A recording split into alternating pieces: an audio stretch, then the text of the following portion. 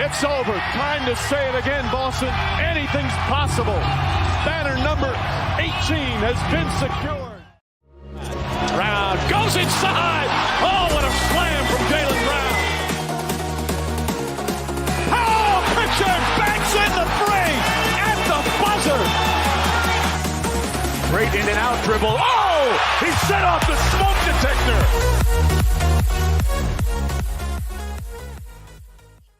What's up, everyone, and welcome back to your Celtics source, home of Jayson Tatum, who is 26 days into rehab, your Indiana Pacers, who got the crap kicked out of them last night. And I know it's not a Red Sox pod, but the Empire has arrived.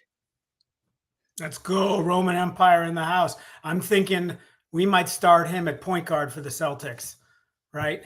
Have him hit 400-foot threes. You know, there's multiple topics I want to talk about tonight. I think the big thing, obviously, the title of this pod is some trade with the San Antonio Spurs, which, you know, they have a lot of assets. But, you know, I first want to get your thoughts on just the NBA Finals. We haven't talked since they began. Yeah. I thought game one was super entertaining. I love that the Pacers hung in there and stole a victory, if you will, right? I think, you know, that – I think Haliburton hits a winning shot, but kind of Thunder lose that game a little bit more than maybe the Pacers win it. And then last night was what you expect to see, just a shellacking kind of. I mean, it was like close for 5 minutes, and then it was game over. Yeah, I mean, you know, in game one, I think, you know, the biggest difference between SGA and Haliburton is, you know, when SGA, at least in game one, right, he was forcing up these shots, missing them like crazy. And in game two, he found a way to get his teammates involved early, which then allowed them down the stretch to be in a rhythm and make the shots. Yeah. Whereas it feels like with Haliburton, when he feels pressure, like when he's being pressured defensively, they double him or they put like Lou Dort on him, his first instinct is just to get rid of the ball, right, pass it up, and he's just not aggressive scoring.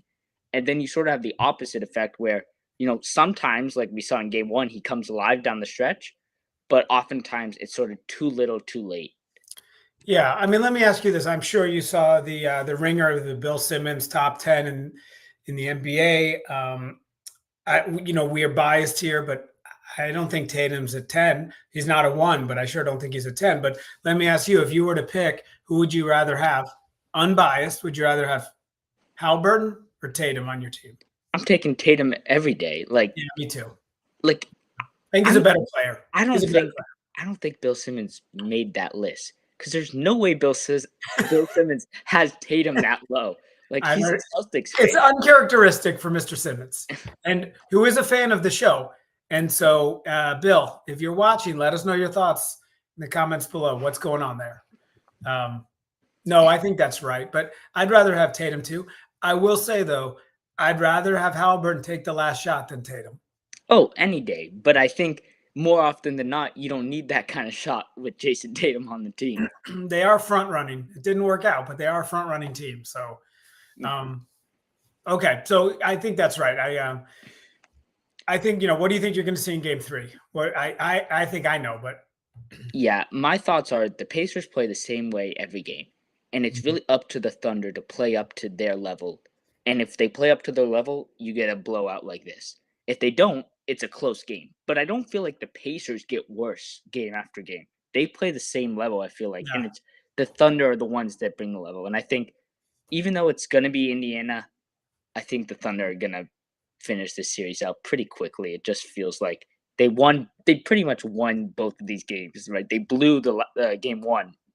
But in terms of like controlling the entire game until that last 0.3 of a second.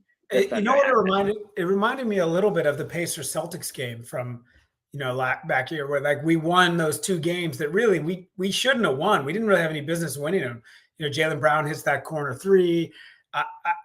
It sort of feels like that's how the Pacers are going to steal some wins like they did in game 1. But I think, you know, the Thunder ceiling is so much higher than the Pacers ceiling. And you're right, they play consistently. So when the Thunder's floor is like, you know, here, Pacers can steal a win. But all they have to do is play B plus A minus Thunder ball, and they should win, I think. Yeah, I have a 15-point win for the Thunder. That feels about right. You might be off. It might be 25. So I mean, if the Pacers can find a way to, I wouldn't say steal a win here in Indiana, make it 2-2 going back to OKC. I mean, that could be a 7-game series after that, but like, I just don't see a chance that unless they have another ridiculous shooting game like they had in game 1 down the stretch, I don't see how Indiana can keep this. You said the term steal a game. I actually think a better, if we're thinking a little bit of baseball analogy, because we got some Red Sox going tonight. In baseball, you talk about manufacturing runs, right? You move the runner to second, maybe you bunt, you sack fly, you kind of like manufacture the run. It's kind of a little, and I feel like that's what the Pacers need to do, not steal. They need to manufacture a win, right? They got to figure out the angles to just get over that edge. The biggest difference in game 2 was OKC scored on their turnovers. Yeah. And you don't have a chance when that happens. So like not with the turnovers like that. No. Well, they were in game 1, I was going back and I was watching it, and we were like giving so much credit to the Pacers defense on those transitions, but none of those were live transitions. They were all throwing it out of bounds or sort of backcourt violations. And so the clock stops and you can reset your defense. There were no live transitions. Like in game 2, they were all live. So it's just an easy breakaway.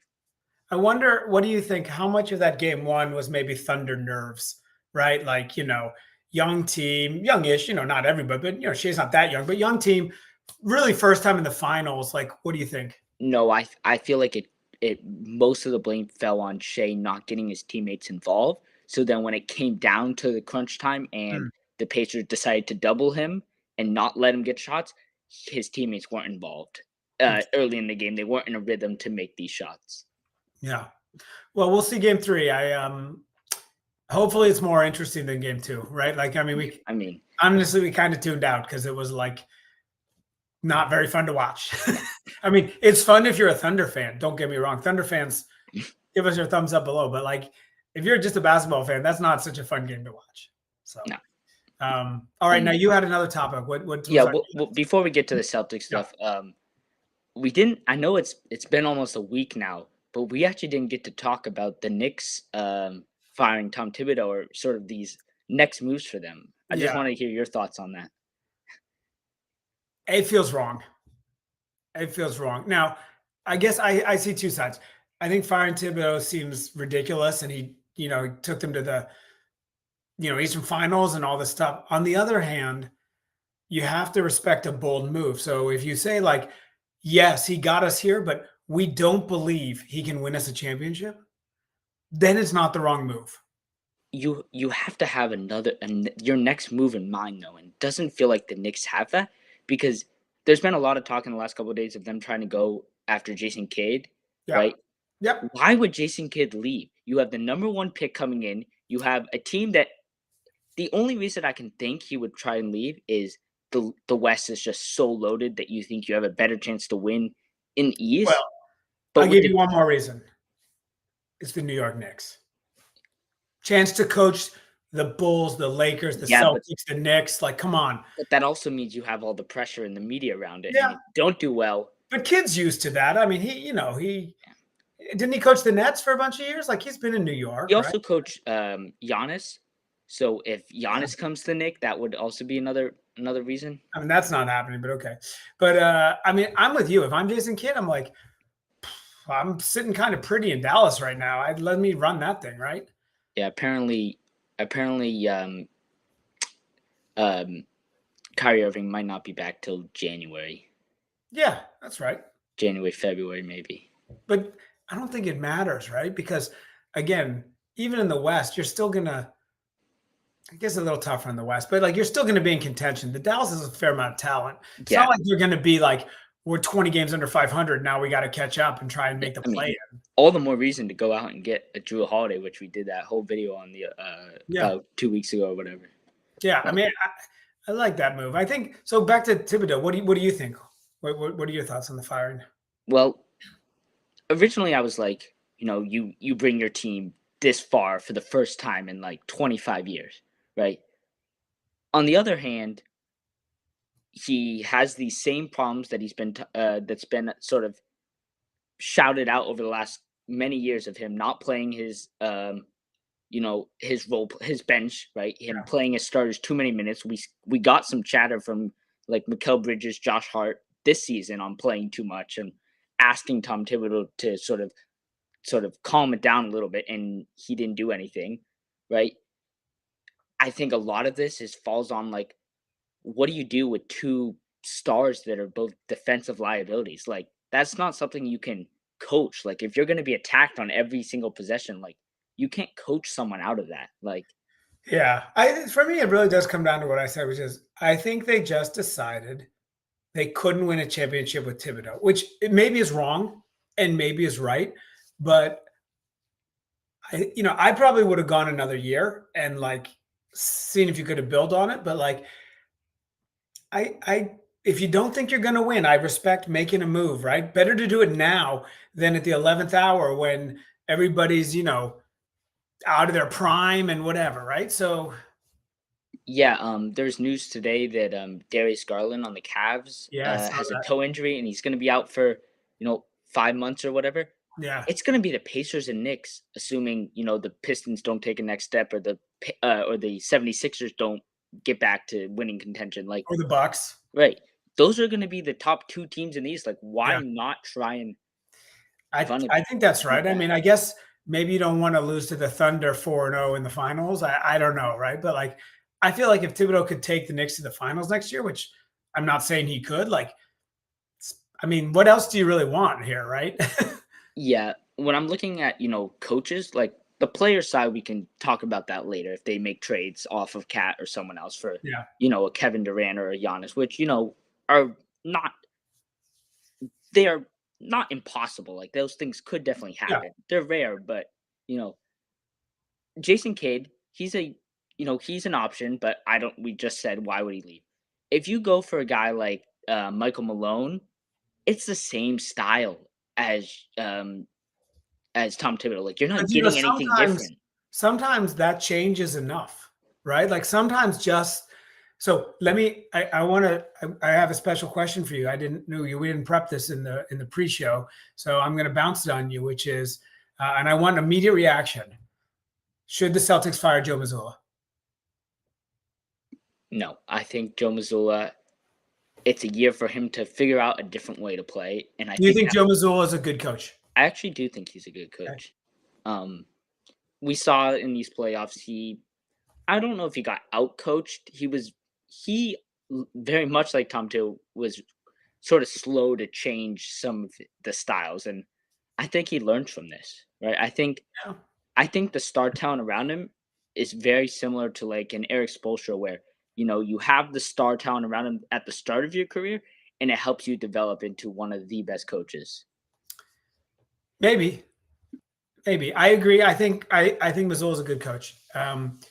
I wonder if his first coaching job was the Pelicans, maybe the Magic, like he has a wealth of riches. And I do feel like the more I reflect on it, I feel like he was the number one point of failure in the Knicks playoffs. Yes, players got to make shots. Fine. But Joe Mazzulla is the coach, and you have got to figure out how to win.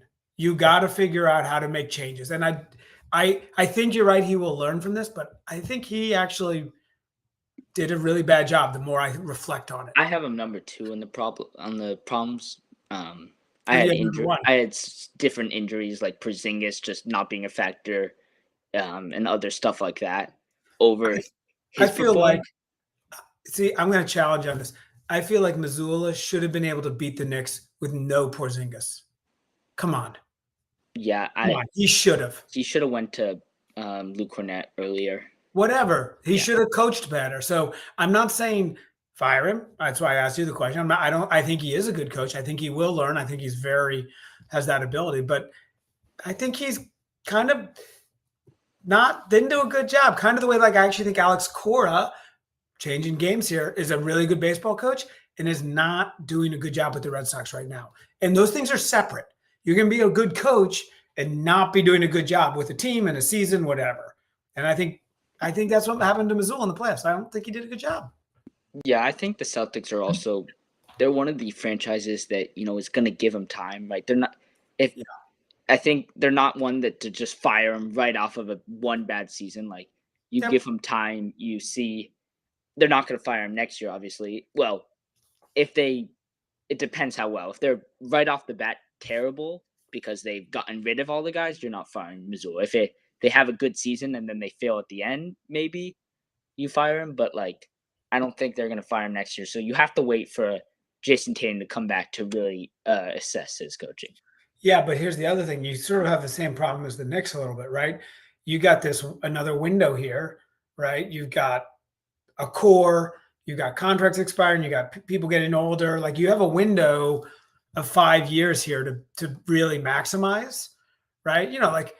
Tatum will be great at 33, but he won't be the same as 27. Same with Brown, right? Like so you got this window of a couple superstars here. You can't blow it. Let's change topics here. Moving on to Brown. Moving on to Brown here. Yeah. The San Antonio Spurs. There are talks of them trying to go get a Kevin Durant, trying to go get a Giannis. But I'm wondering, with all their assets, would they go for a guy? Would they try and spark a trade with the Celtics?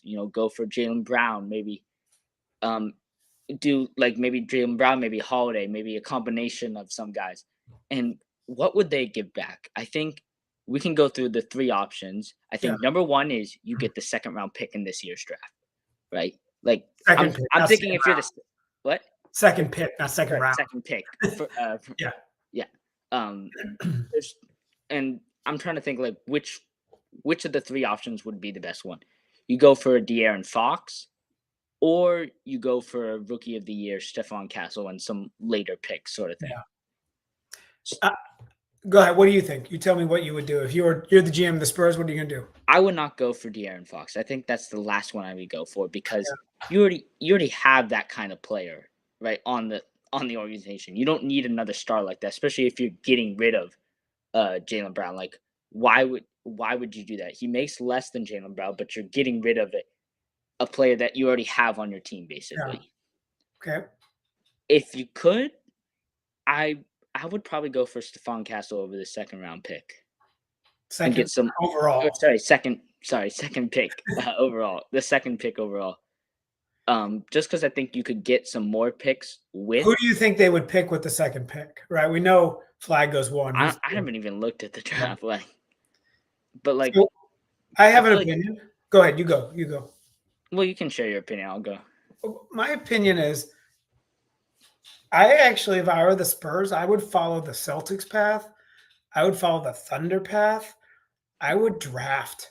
I wouldn't take on salary. We don't know how good Wemby will be when he comes back. We don't know how injury prone he's going to be. You don't know how far you are from actually contending. You need another full season to take a step and see where actually are we, in terms of contention, right? Mm-hmm. Are we going to win 40 games or 50 games or 60 games, And so I think draft, keeping your, getting those great players, and they have a lot of draft capital, keeping your costs low so you can, when you need that one piece in 1, 2, 3 years, bring them in. That's what I do. If the Celtics were willing to trade Jaylen Brown and all you had to give up were picks or maybe Rookie of the Year, would you go for a Jaylen Brown who is a ready-to-win-now player? I don't know that I would. Because I think if you trade for Jaylen Brown, I don't think you win right now. I think the Spurs get through the West. Look at what they have to get through.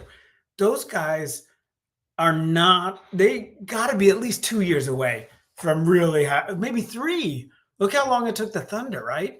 So I feel like you trade for Jaylen Brown now, it's too early. I think you wait, again, opinion, right? 2 years, get that team up to the 45 win, 50 win kind of level, maybe something like that.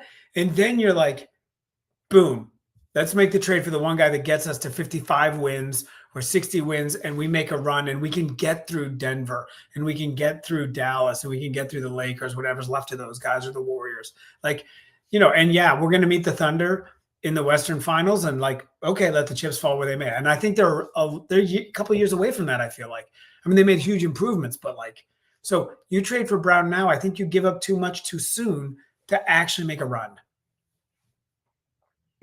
Yeah, I would agree. I think I just feel like I don't know if depends how much you have to give up. Like if the Celtics are just trying to get as many picks as possible, like yeah, you probably wouldn't do that. If you're trying to get a player, maybe you would think about it because, if they were trying to get, Stephon Castle, rookie of the year, and you get Jaylen Brown back and you lose just a couple of later round picks in future drafts, like not even this year, like I don't think Celtics do that trade. Like you're not giving up Jaylen Brown for 1 first and 2 seconds or 3 seconds. And no, I was thinking like Stephon Castle and a 3 and 2 first round picks. And I mean, what we don't know, and we won't know for a couple more weeks and maybe another month or two, is how serious the Celtics are about shedding salary. Yeah. And so it's hard to say. I don't think they're going to not pair the two J's. I think that is a very unlikely move. Do you think we know Kevin Durant's getting traded this summer? You would think. We don't know whether Giannis or not is going to get traded yet.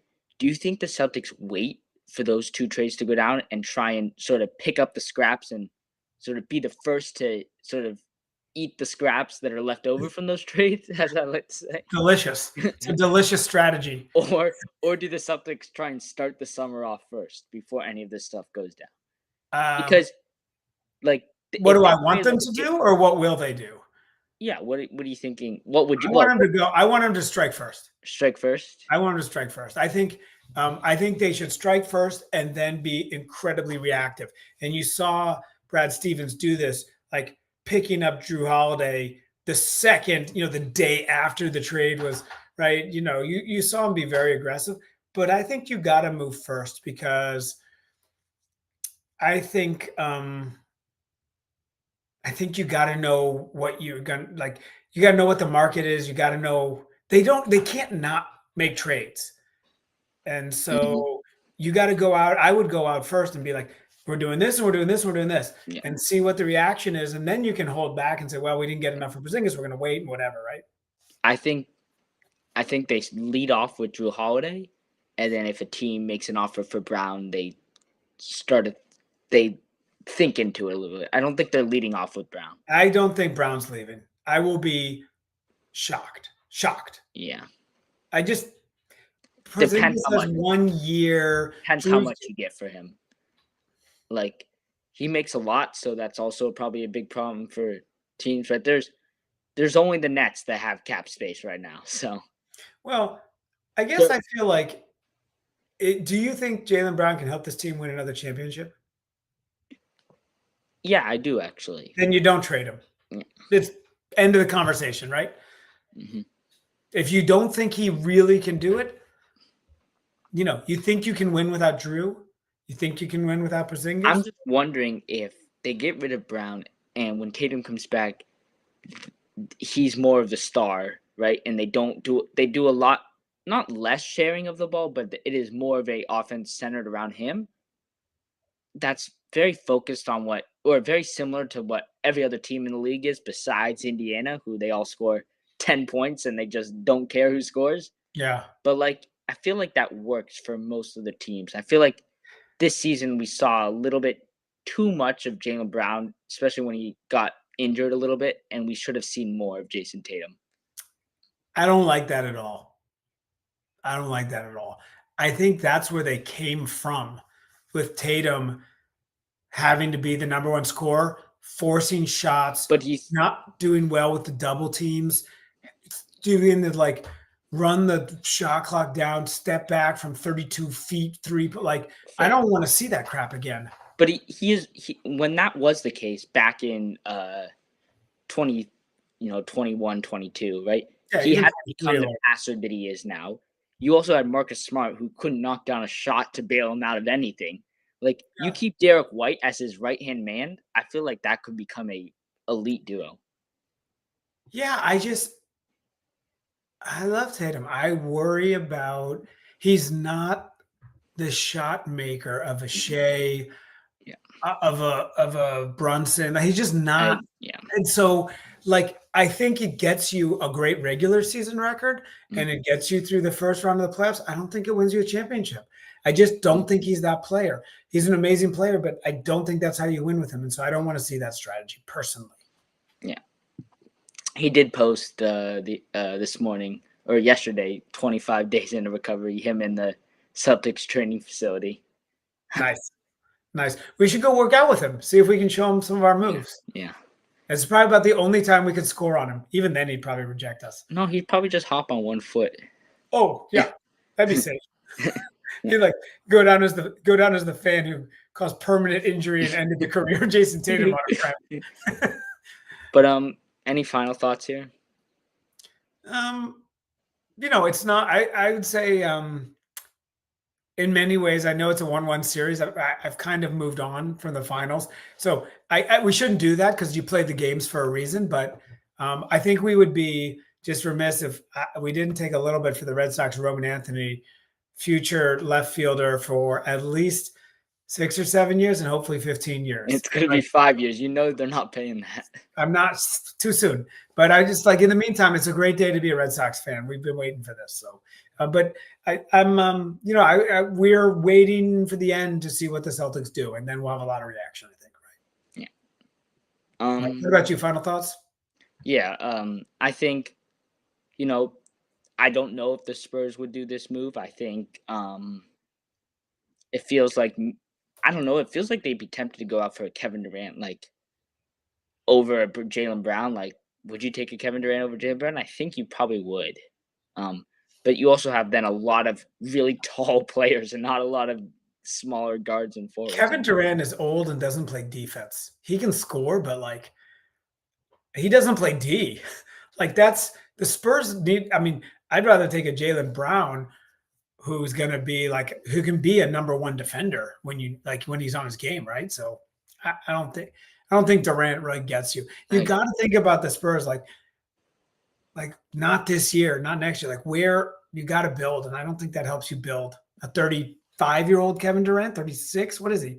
37? He'll be 37 maybe, I think. Yeah. You might as well go get LeBron. Yeah. I'd actually rather have LeBron on the Spurs than Kevin Durant. Oh, 100%. Okay. 100%. Yeah.